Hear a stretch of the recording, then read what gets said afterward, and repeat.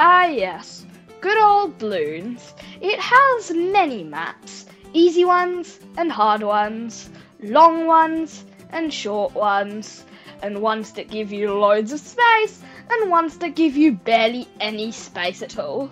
And today I'm going to be taking one of the most space restrictive maps in the game, Sanctuary, and restricting my space even more by seeing if I can beat the round 100 bad on Sanctuary.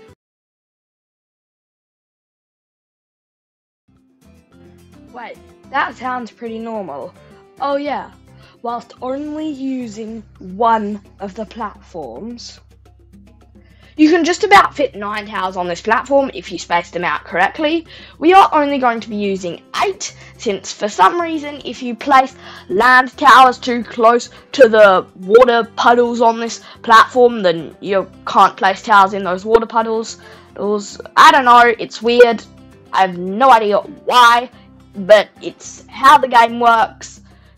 I don't know if you actually can not fit them, but it makes it a lot harder. Anyways, the 8 towers we're going to be using are Psy, a Sniper, a Village, a Glue Gunner, a Druid, a Wizard, a Boomerang, and a Buccaneer. The first of those, Psy, we are using for his level 10 ability, which at level 20 can also stun Moabs, making it incredibly useful in case some DDTs or Moabs, I guess, slip by.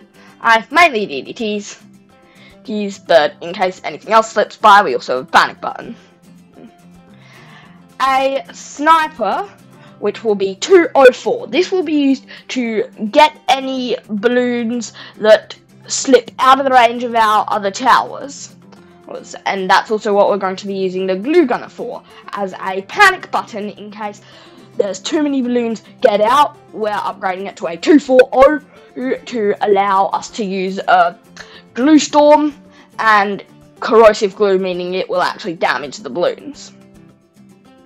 Then a X20 Village, which is going to give all our other towers camo detection for the DDT rounds.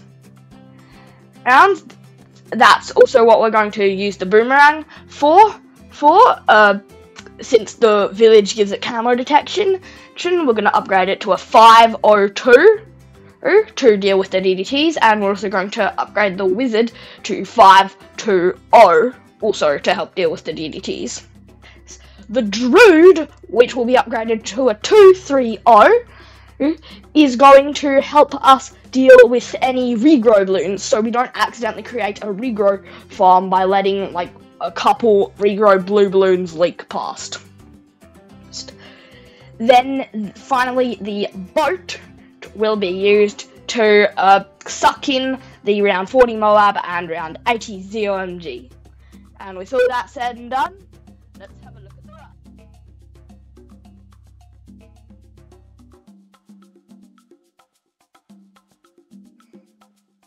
So, how the actual run is going to go down is a bit complicated, but we'll break it down into 5 chunks. Rounds 1 through 30, 30 through 40, 40 through 60, 60 through 80, and 80 through 100. So, with all that said, let's get into actually how the run goes down. From rounds 1 to 30, we'll be placing our towers ready to upgrade, but not really actually upgrading them. Maybe get an upgrade or 2, but we won't focus on upgrading them until a bit later. Rounds 30 to 40. In these rounds, we will literally be doing nothing except saving up for Monkey Pirates to pull in the round 40 Moab. That way we've got until round 50 before we have to start worrying about Moabs, rather than until round 40. From rounds 40 to 60, we will just generally be upgrading our towers and building a bit more of a defense. No real highlights, is just building the defense to take care of the balloons that are coming, to take care of the extra Moabs, to take care of the BFBs, yep, that kind of stuff. From rounds 60 to 80 is where things start kind of ramping up a bit. Especially when it comes to rounds like round 63, 76, 78. Yeah, those rounds with super tight rushes of ceramic balloons, yeah, they aren't fun. Especially round 63 when we don't really have a big defense. So really, what we are going to do to counter round 63 is using the Psi level 10 ability and the middle path glue gunner ability to help deal with those ceramics. Also, we are going to make sure we do not play that round on fast forward speed, because we need to be able to react to the ceramics. So that's the main highlight of this, the tight rushes of the ceramic rounds. But also generally, you are getting a lot more balloons, so yeah, we have to start building our defenses a lot quicker now, and also we need Pirate Lord to be able to take down the ZOMG.